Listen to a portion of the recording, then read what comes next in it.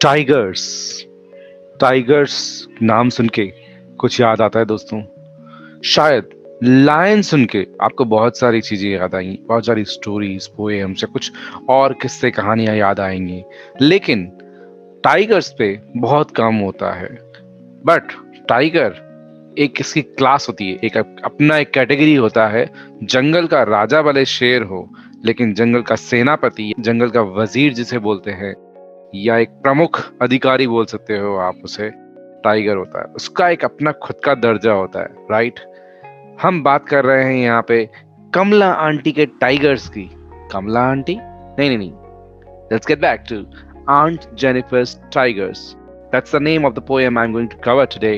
This is your friendly teacher Ramesh Kupchandani taking the last poem from your book called Flamingo. The name of the poem is Aunt Jennifer's Tigers. And जैसे कि मैंने उसका आपको एक metaphor बताया कि कमला aunty के tigers या पूजा आंटी के टाइगर्स, वो क्यों बताया, कैसे बताया, वो सब भी मैं आपको बताता हूँ।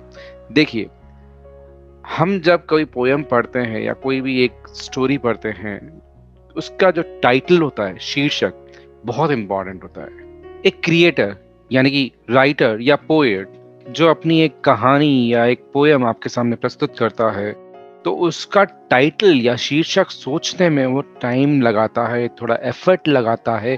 उसके लिए वो बहुत इम्पॉर्टेंट होता है, क्योंकि उसके टाइटल की ये रिस्पॉन्सिबिलिटी होती है कि उस पोएम के दौरान या उस कहानी के दौरान जो बात, स्पेशली जो थीम या जो मैसेज या जो थॉट्स वो स्पेशली आपके सामने प्रस्तुत करना चाहता है, उससे डायरेक्टली कनेक्टेड हो। उसके टाइटल का इतना इम्पोर्टेंस होता है, राइट? तो अब जो हमारे सामने पोएम है aunt Jennifer's, this is the last poem from your book called Flamingo, aunt Jennifer's tigers. अब इसकी अगर हम बात करें तो अगर इसमें 3 वर्ड्स हैं, आंट, जेनिफर और टाइगर्स। जेनिफर के साथ में एपोस्ट्रोफी एस यानी कि जेनिफर के। जेनिफर एक नॉर्मल सा नेम है। इंग्लिश कल्चर की राइटर है एड्रियन रिच या पोएट है, तो उसने एक इंग्लिश नेम उठाया है एक लेडी का, जेनिफर, बहुत कॉमन नेम है। इसी का मेटाफर मैंने बोला, इंडियन कल्चर में कमला आंटी या पूजा आंटी या कोई भी आप नाम रख सकते हो अपने हिसाब से, right? The important thing is वो कॉमन एक नाम है, बहुत स्पेशल नाम नहीं है, एक लेडी का है। दूसरी इंपॉर्टेंट चीज है आंट। आंट क्या बताता है हमें सिंबॉलिकली? आंट हमें बताता है कि वो एक जनरल लेडी है, अगेन, क्योंकि मदर होता तो स्पेसिफिक होता, सिस्टर होता तो भी स्पेसिफिक होता। यहाँ पे आंट है, चाची, मामी, काकी, बुआ, सब वो आंट कहलाती हैं। और आंट से एक और उसका कनोटेशन निकलता है, इंटरप्रेशन निकलता है कि वो मैरिड लेडी है, शादीशुदा। और मैरिड लेडी की अपनी खुद की एक लाइफ की कंस्ट्रेंट्स होती हैं, लिमिटेशंस होती हैं, जिसके अंदर उसको सारा काम करना होता है। एंड मोस्टली वो आंट तभी कहलाती है जब वो डोमेस्टिक लाइफ से यानी कि हाउस वाइफ हो, तब आंट कहते हैं। अगर बाहर निकलने वाली वर्किंग वुमेन हो तो उसको आंट बहुत कम बोला जाता है। दीदी भले बोला जाएगा बाहर वाले को, या मैम बोला जाएगा, बट उसको आंट नहीं बोला जाएगा, राइट? आंट हम जनरली किसको बोलते हैं? जो हाउस वाइफ से रिलेटेड हो, राइट? हाउस वाइफ हो। तो एक इंटरप्रिटेशन ये निकलता है कि जेनिफर एक कॉमन सी, और आंट मतलब मैरिड लाइफ में एक हाउस वाइफ का जीवन जीने वाली एक आम सी नागरिक, एक आम सी महिला, राइट? अब उसके टाइगर्स, अब हाउस वाइफ है, उसके टाइगर्स कहाँ से हो गए? टाइगर्स एक एनिमल है, और टाइगर्स देखो जनरली पेट की अगर बात की जाए तो डॉग, कैट, माउस, अलग अलग बहुत सारे तरीके के एनिमल्स होते हैं जिनको पेट के रूप में रखा जा सकता है। But tigers are rarely kept as pet, right? बहुत कम। तो टाइगर्स का कनेक्शन डायरेक्टली क्या है आंट जेनिफर के साथ में? यहाँ पे कनेक्शन ऑपोजिट फीचर्स का दिया हुआ है। किस तरीके से? एक आंट जेनिफर की अगर हम बात करें, शादीशुदा मैरिड लाइफ जीती हुई हाउस वाइफ का, तो उसके क्या फीचर्स होंगे? लिमिटेड है लाइफ उसकी, डोमेस्टिक है, और एक कंस्ट्रेंट भरा जीवन जीती है, रिस्पॉन्सिबिलिटीज को निर्वाह करती है, ख्याल रखती है दूसरों का, दबी हुई भी है, डोमेस्टिकेटेड है तो डोमिनेटेड भी है, और एक्सप्लॉइटेड भी है किसी तरीके से। तो उसके पास फ्रीडम ऑफ स्पीच या वो ब्रेवरी या अपॉर्चुनिटी वगैरह वो सब अवेलेबल नहीं होती हैं। On the contrary, if you talk about tigers, and remember it is not tiger, it is tigers plural. तो टाइगर्स जनरल की बात की गई है, तो टाइगर्स अपने आप में एक क्लास हैं, अपने आप में, जैसे मैंने कहा, सेनापति जितना दर्जा रखते हैं जंगल में। तो एक उस तरीके से उनका एक कॉन्फिडेंस, उनका एक लेवल क्लास जो बताया जाता है, जिसमें ब्रेवरी आ गया, फ्रीडम आ गया, अनअफ्रेड आ गया, और एक फास्ट पेस, स्लीक टाइप का, ब्राइट करे का एक डिफरेंट कैरेक्टर है, जो काफी हद तक ऑपोजिट सेंस देता है एक आंट जेनिफर के कैरेक्टर से। सो दोनों में एक ऑपोजिट सा रिलेशन बताया गया है। वो कैसे रिलेशन एक्सप्लेन होगा जब हम पोएम देखेंगे तब पता पड़ेगा। Let's get through that poem. Alright, let me share the screen with you, just a moment. Okay, so I believe now you can see the screen. Aunt Jennifer's Tigers, that's the title. And Adrienne Rich was born in Baltimore, जो हमारी poet है. She was born in Baltimore, Maryland, USA. She's widely known for her involvement in contemporary women's movement. ये important words हैं. Contemporary means modern, आजकल का, नए दौर का, और वुमेन्स मूवमेंट यानी कि वुमेन के तरफ से जो आंदोलन होता है या एक हलचल होती है वुमेन को। आजकल तो हम देखते ही हैं, बहुत कॉमन सी चीज़ है जेंडर इक्वेलिटी की, या वुमेन को एम्पावरमेंट करने की बातें चलती है सब जगह पे। But we are talking about somewhere around 80-90 years before. उस वक्त पे वुमेन के लिए ये कंटेम्प्रेरी वुमेन मूवमेंट था, और उसमें as a poet Adrienne Rich has given little bit contribution as a poet as well as a theorist. वो थियोरिस्ट थी, उसकी अपनी एक थ्योरी थी कि women are no less than men, but उसको इतनी अपॉर्चुनिटी नहीं मिलती है और उसका इतना फ्रीडम छीन लिया जाता है या कंस्ट्रेन किया जाता है कि उसकी जिंदगी तो जिंदगी, मौत के बाद भी शायद वो कंस्ट्रेन नहीं हटती है। उसकी एक अपनी थ्योरी है, वो इस पोएम में भी आपको एक्सप्लेन होगी। इसके अलावा भी उसने कुछ पोएम्स और एसेस या इस तरीके की राइटिंग्स लिखी हैं जिनमें इस तरीके की बातें आती हैं। A strong resistance to racism and militarism echoes through her work. Racism and militarism. Racism मतलब भेदभाव, जाति के बेस पे या स्किन कलर के बेस पे या जेंडर के बेस पे जो पार्शियलिटी होती है उसको रेसिज्म कहते हैं। और मिलिटरिज्म मींस उसके खिलाफ आंदोलन उठाना, उसके खिलाफ आवाज उठाना। वो जो एक तरीके से एज अ पोएट और एज अ थियोरिस्ट उसने कंट्रीब्यूशन किया है पोएम्स लिख के या जागरूक करके लोगों को, वो उसके एको करता है उसके वर्क के थ्रू, राइट? तो वो उसकी फीलिंग्स हैं। This poem, The Aunt Jennifer's Tigers, addresses the constraints of married life a woman experiences.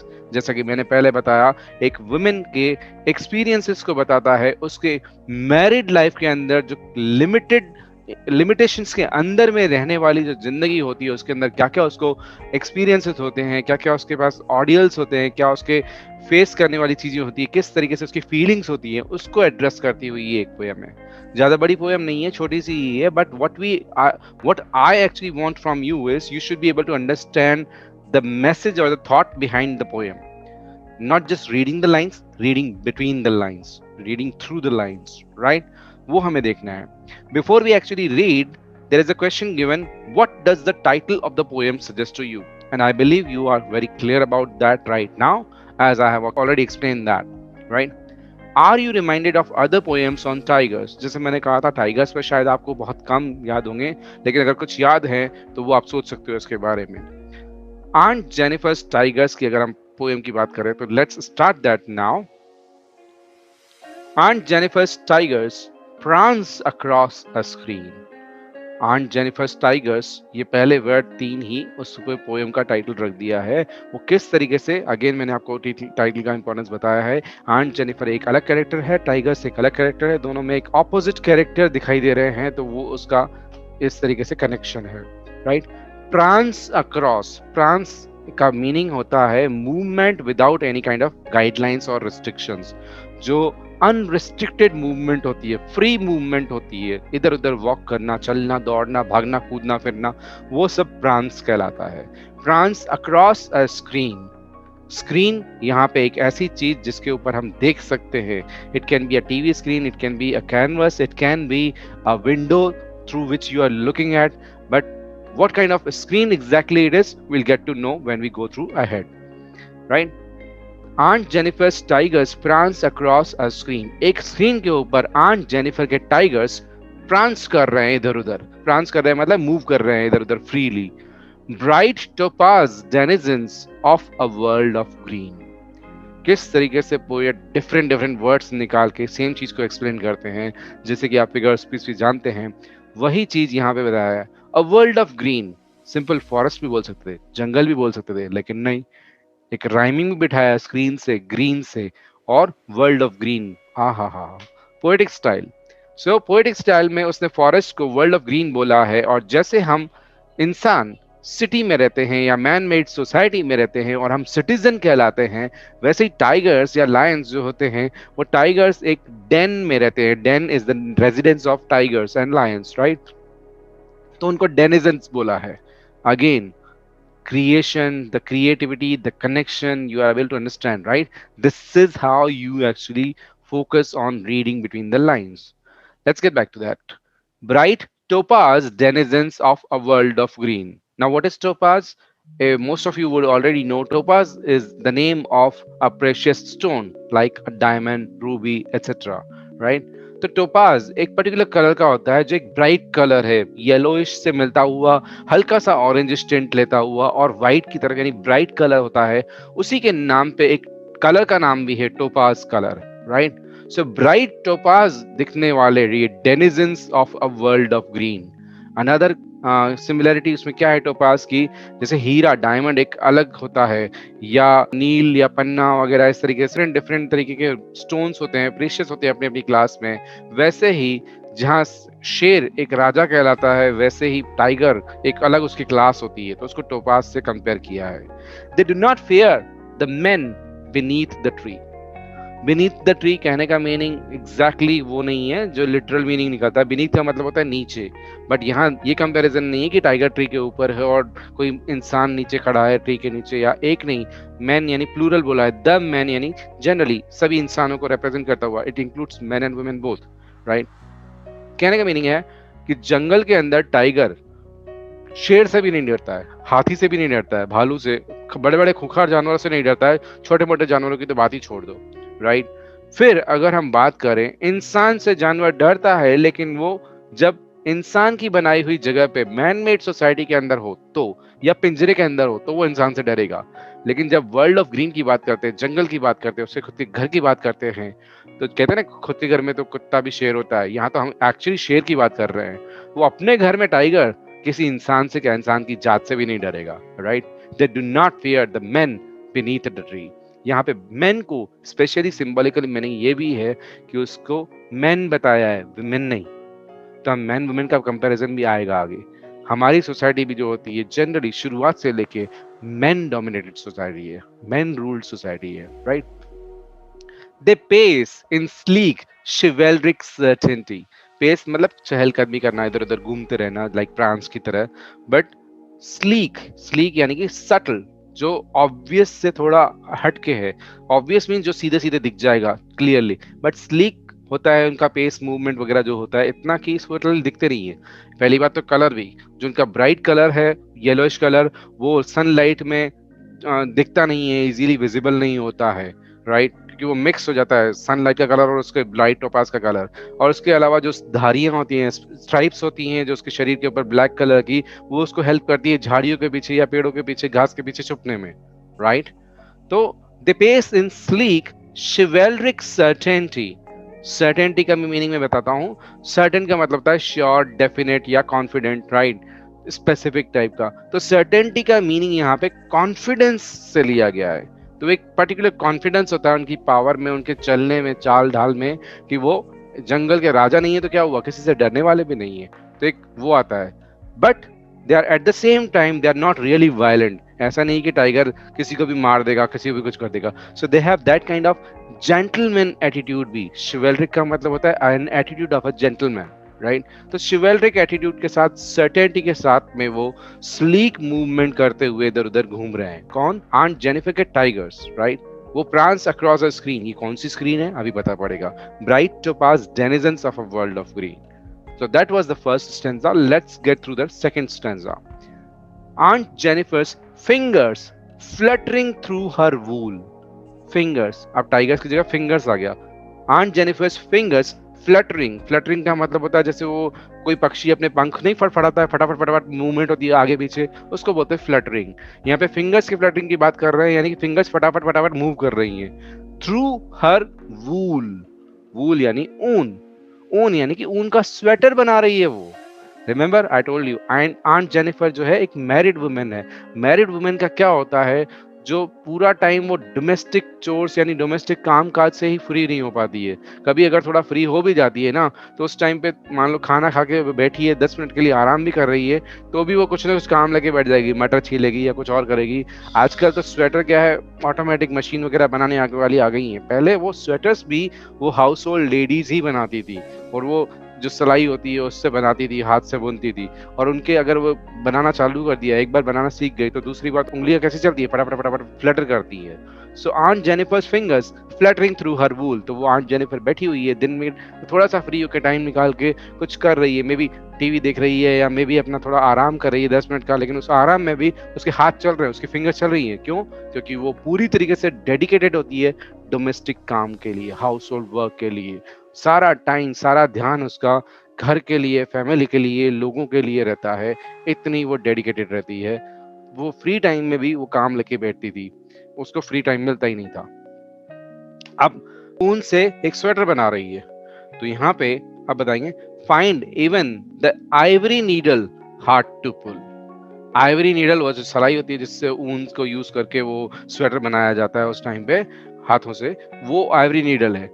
अब उसकी मास्टरी हो चुकी है उस काम में, एक बार स्वेटर बना चुकी है, तो दूसरी बार में उसकी उंगलियां फटाफट फटाफट चल रही हैं।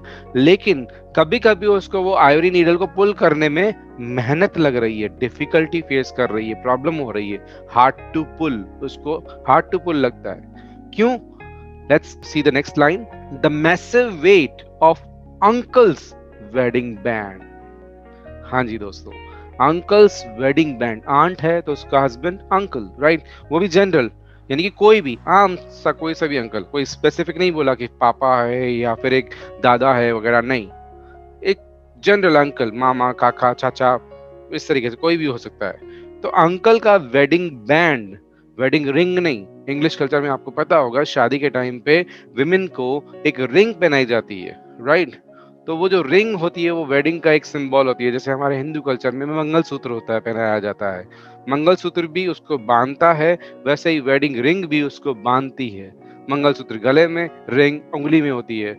अगेन वो बैंड भी कहलाती है, उसको बैंड भी बोलते हैं, वेडिंग बैंड। लेकिन बैंड का एक और मीनिंग होता है बंधन, वो बांध देती है उसको, कि इस लेडी पे आप किसी तरीके से कोई और चीज नहीं, कोई और बातें नहीं, उसको एक बंधन में बांध दिया गया, एक डोमेस्टिक लाइफ के लिए उसको समर्पित कर दिया गया, उसको वहां उसके दायित्व बांध दिए गए, उसकी लिमिटेशंस रख दी गई हैं। तो वो जो बैंड कहलाता है, वो अंगूठी है, वो अंगूठी को बैंड बोला है, वेडिंग बैंड। और अंकल्स वेडिंग बैंड है वो, उसका मैसिव वेट।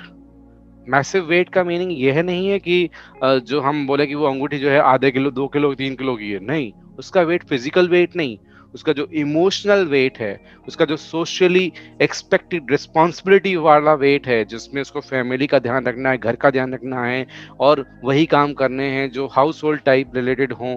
तो वो जो मैसिव वेट है उस सब इमोशनल एक्सपेक्टेशन का, वो है जो एक बांध रहा है उसको।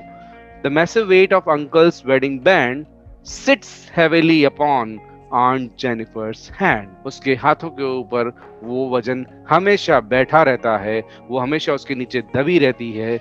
उसकी अपॉर्चुनिटी छोड़ दो, उसका बाहर जाना आना छोड़ दो, उसका काम करना तो भूल ही जाओ, उसका बोलने तक की आज़ादी नहीं होती है, उसको फ्रीडम ऑफ स्पीच भी नहीं होती है।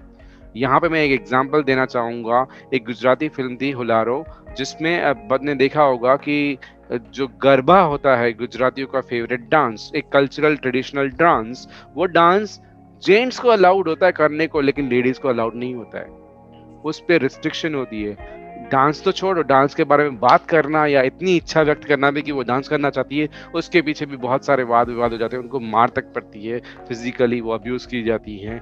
तो इस तरीके के एक मेटाफर का आप एग्जांपल ले सकते हो, इस तरीके से रिलेट कर सकते हो कि कैसा वो आंट का जो वेडिंग बैंड है उसका मैसिव वेट कितना है, कि उसको जो आइवरी नीडल है वो पुल करने में उसको प्रॉब्लम हो रही है। क्यों?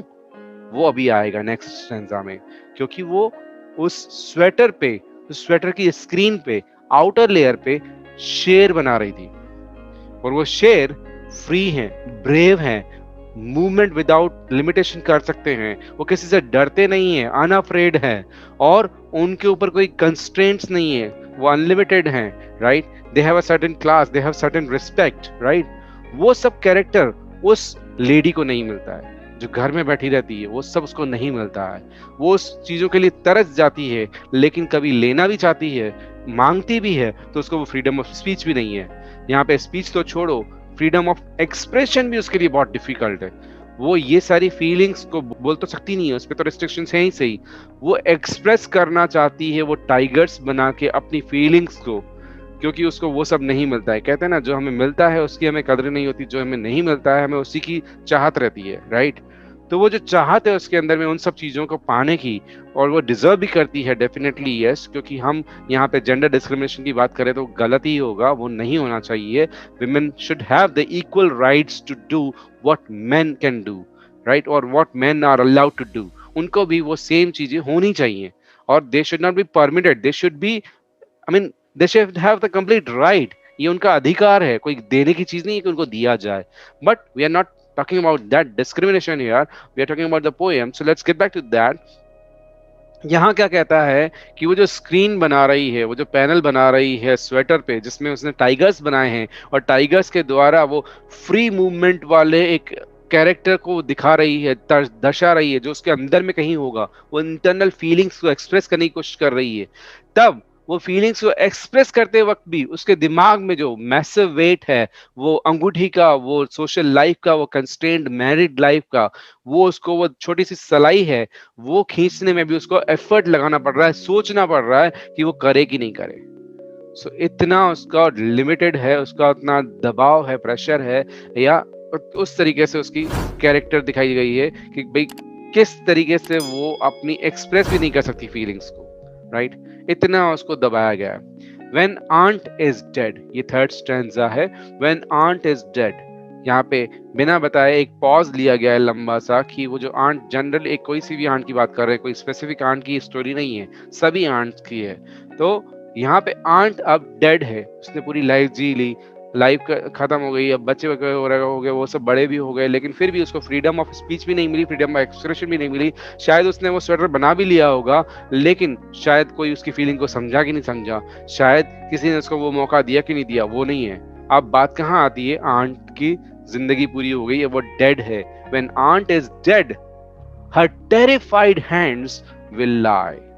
उसके हाथ, देखो अब मरने के बाद तो चाहे वो जेंट्स हो या लेडीज हो, कोई भी हो, उनके हाथ तो ऐसे ही पड़ जाते हैं, विल लाई, ऐसे ही पड़ जाते हैं बेजान से, उनमें जान नहीं होती है। बट उसके हाथ डरे हुए हैं, टेरिफाइड हैं, अभी भी मरने के बाद भी हाथ टेरिफाइड है। कैसे? Still ringed with ordeals she was mastered by. देखो रिंग होती है ना, वेडिंग रिंग, तो उससे एक वर्ब बनाइए, रिंग्ड, यानी बंधे हुए। स्टिल रिंग्ड, वो अभी भी बंधे हुए हैं, क्योंकि वो मैरिड थी जब मरी, तो राइट, उसका हस्बैंड जिंदा था तो वो मरी जब, तो उसके बाद उसके हाथ में वो अभी भी अंगूठी पड़ी है, वो अभी भी रिंग पड़ी है उसके अंदर वो। और ऑडियल्स, ऑडियल्स मतलब अ task which demands a lot of hard work and effort, और डिमांडिंग वर्क होता है जो उससे, उसको, जिसको आपको बहुत डिफिकल्टी फेस करनी पड़ती है जो काम पूरा करने में, उसको बोलते हैं ऑडियल्स। अगर हम हाउस होल्ड वर्क की बात करें, हाउस होल्ड चोर्स की बात करें, तो बहुत डिमांडिंग होते हैं। आजकल के रिसेंट एग्जांपल में मैं आपको बताऊं, जैसे कीन का, या ऐसी बहुत सारी मूवीज या बहुत सारी कहानी में आपने देखा होगा, जहाँ पे हस्बैंड एंड वाइफ अपना रोल स्वैप करते हैं और कहते हैं कि तुम्हारा तो काम बहुत इजी है, मैं ये कर सकती हूँ। और या फिर हस्बैंड बोलता है कि नहीं, तुम तो कुछ करती नहीं हो, मैं बाहर जाता हूँ, कमाता हूँ, पैसे लाता हूँ, तब घर चलता है। वुमेन बोलती है अच्छा ठीक है, मेरा वाला काम करके दिखा दे भाई तू। तो जब वो करते हैं तब वो जेंट्स रियलाइज करते हैं कि नहीं, जो काम वुमेन कर सकती है घर में, वो किसी अच्छे भले आदमी का काम नहीं है, right? It's an ordeal task. तो वो कर रही थी, वो करती रहती है, she was mastered by that, because उसकी पूरी लाइफ पूरी हो गई, तो she was mastered by that and she had face those ordeals, still ringed with, अभी भी उसके ऊपर वो बंधी हुई है मरने के बाद भी, still ringed with ordeals she was mastered by the tigers in the panel that she made. अब बता रहे हैं वो जो स्क्रीन, जो स्वेटर उसने बनाया था, अगर मरने के बाद में उसकी डेड बॉडी पड़ी हुई है, उसके हाथ टेरिफाइड हैं, उस पर रिंग्ड ऑडियल्स वाले वो सब है, वो एक तरफ से कैरेक्टर फिर से डिफाइन किया आंट जेनिफर का। बट दूसरी तरफ जो पैनल या जो स्वेटर उसने बनाया था, उस पे जो टाइगर्स बनाए थे उनका कैरेक्टर देखो दो। The tigers in the panel that she made will go on prancing. वो अभी भी फ्री हैं, वो अभी भी अनअफ्रेड हैं, वो अभी भी ब्रेव हैं, उनको कोई रोक नहीं सकता था, अभी भी कोई रोक नहीं पाएगा। Will go on prancing proud and unafraid. वो प्राउड है, अनअफ्रेड है, प्रांसिंग है, बिना गाइडलाइंस के, बिना रिस्ट्रिक्शंस के मूव कर सकते हैं, आजाद हैं। तो भले ही वो स्क्रीन में दिख रहे हैं, but they are the symbol of the feelings, they are expressing the feelings, internal feelings of that woman, right. तो वो वुमेन की एक्सप्रेशन सामने आती है, वो बताती है कि एक वुमेन क्या फील करती है। आप उसकी बात नहीं सुनते हो क्योंकि उसका स्पीच नहीं है, फ्रीडम ऑफ स्पीच नहीं है, तो एटलीस्ट उसको एक्सप्रेस तो करने दो। और वो एक्सप्रेस करती है अपने तरीके से, उसको समझो और उसकी बात को समझ के उसको वो मौका दो, राइट। ये कहने का मीनिंग है पोएट का, ये थॉट है इस पोएम के पीछे। I hope you have really got the value or really understood the message behind the poem, right? Thought क्या है यहाँ पे पोएट का, अगेन मैं आपको छोटा सा एक्सप्लेन करूंगा फिर से। क्या कहता है, right friends, so this is what I brought to you. It's a creative storyboard जो मुझे कहीं मिला नेट पे, और इसको मैं आपके लिए लेकर आया हूँ यहाँ पे। तो ये 6 पिक्चर्स का एक कॉम्बिनेशन है जो पूरी की पूरी पोएम को अच्छे से एक्सप्लेन करता है। You can visualize the picture behind the words, right. यही इसका फायदा है स्टोरी बोर्ड का। आइए इन पिक्चर्स को एक के बाद एक देखते हैं और समझते हैं स्टोरी बोर्ड को। सबसे पहले पहली पिक्चर देखते हैं अगर हम। Aunt Jennifer's tigers prance across a screen bright to pass denizens of a world of green। ये है, देखिए वर्ल्ड ऑफ ग्रीन कैसे दिखाया है। वहाँ पे 2 टाइगर्स, मैंने कहा था ना प्लूरल, ये 2 टाइगर्स हैं, रोमिंग अराउंड कर रहे हैं या बैठे हैं अपनी मर्जी से, बिना किसी गाइडलाइन के कुछ भी कर सकते हैं वो, राइट। पूरे वर्ड्स को विजुअलाइज कर सकते हैं। ब्राइट है, टोपाज है, डेनिजेंस है, वर्ल्ड ऑफ ग्रीन में है, प्रांस कर रहे हैं। इसके आगे दूसरी पिक्चर हम देखते हैं तो उसमें मैन बीनीथ द ट्री दिखाया गया है। ये विजुअलाइज करने के लिए मैन को आप विजुअलाइज कर सकते हो, बट जैसे मैंने कहा था, मैन यहाँ पे पूरी की पूरी इंसान की जात या इंसान की नस्ल से बताया है। जैसे कि टाइगर किसी भी खूंखार जानवर से भी नहीं डरता है, वो इंसानों से तो क्या डरेगा, अपने घर में अपने जंगल में वो किसी भी मैन से नहीं डरता है। They did not fear the man beneath the tree and they pace in sleek chivalric certainty। एक जेंटलमैन वाले एटीट्यूड से, कॉन्फिडेंस से और आराम से चहलकदमी करते हुए वो स्लीकली इधर उधर मूव करते हैं। थर्ड पिक्चर हमें दिखाती है आंट जेनिफर जो है अपने घर का कामकाज खत्म होने के बाद में फ्री होकर जब बैठती है, तो एक हाउस होल्ड लेडी होने की वजह से वो छोटा सा काम फिर से लेके बैठ जाती है। एक स्वेटर या एक वूल के लेके कुछ भी एक स्क्रीन बनाती है जिसमें वो टाइगर्स बना रही है और उसकी फिंगर्स फ्लटर कर रही हैं वूल के through. Aunt Jennifer's fingers fluttering through her wool find even the ivory needle hard to pull. वो आइवरी नीडल उसको हार्ड टू पुल लग रही है क्योंकि उसके हाथ पे मैसिव वेट है अंकल के वेडिंग बैंड का। वेडिंग बैंड मतलब रिंग उसका। यहाँ पे पिक्चराइज करने के लिए आपको ये हाथ दिखाया गया कि मरने के बाद भी कैसा होगा, मरने के बाद वो टेरिफाइड होगा। तो वैसे वेट ऐसा नहीं है कि वो वजन में बहुत ज्यादा है, इसका जो इमोशनल और सोशल एक्सपेक्टेशन का जो वेट है वो ज्यादा है। The massive weight of uncles wedding band sits heavily upon aunt Jennifer's hand. और जब आंट मर जाती है, when aunt is dead, her terrified hands will lie, पड़े रहेंगी ऐसे, still ringed with ordeals she was mastered by those ordeals जो उसने सारे जिंदगी भर किए हैं। स्टिल रिंग्ड है, उसके बंधी हुई है वो अभी भी मरने के बाद भी। और फाइनली हम देखते हैं जो टाइगर्स उसने बनाए थे पैनल में, वो तो मर गई, वो चली गई, बंधी हुई थी उस वक्त भी, लेकिन उसके जाने के बाद भी वो जो टाइगर्स उसने बनाए थे उस पैनल में, वो अभी भी फ्री हैं, अनअफ्रेड हैं, प्राउड हैं, प्रांस कर रहे हैं। The tigers in the panel that she made will go on prancing, proud and unafraid, right? So I hope this helps you understand or visualize the whole poem in a better manner. क्या कहता है poem, क्या कहती है कि एक aunt Jennifer है, एक रेगुलर हाउस होल्ड लाइफ जीने वाली एक मैरिड वुमेन है जिसका नाम बहुत कॉमन सा नाम है, बट वो मैरिड है ये बताया है, तो कंस्ट्रेंट वाली लाइफ है, हाउस होल्ड काम में लगी रहती है। और उसकी जो इच्छाएं हैं, उसको फ्रीडम ऑफ स्पीच तो है ही नहीं, लेकिन एक्सप्रेस करने की भी नहीं है। तो जब एक स्वेटर बनाने के थ्रू वो अपनी फीलिंग्स को एक्सप्रेस करते हुए टाइगर्स बनाती है, एक फ्री मूवमेंट वाले एनिमल को बनाती है, ब्रेव अनअफ्रेड वाला, तो वो चाहती है, बताना चाहती है कि उसको भी उस चीज की चाहत है, राइट? बट वो बना हुआ है, वो टाइगर्स फ्री हैं, लेकिन वो वुमेन मरने के बाद भी फ्री नहीं है, वो वुमेन को फ्रीडम ही नहीं है। इस तरीके से ये पोएट क्या बताना चाहती है कि women should have the equal rights at least, right? They should be given a chance, they should be given a freedom which they deserve. I hope you really got the value and comment on my videos. और ये video अगर आपको अच्छा लगा हो तो बिंदास आगे जाके शेयर कीजिए उन लोगों से जिनको इससे फायदा हो सकता है। इतना ही नहीं, मैं ये भी कहूँगा कि आप इसको सब्सक्राइब कीजिए, मेरे चैनल को सब्सक्राइब करके मुझे हेल्प कीजिए। मैं सब्सक्राइबर बढ़ाना चाहता हूँ ताकि मैं और ज़्यादा आपके लिए अच्छे वीडियोस बना सकूँ। Right guys, till the next time we meet again, bye bye, take care.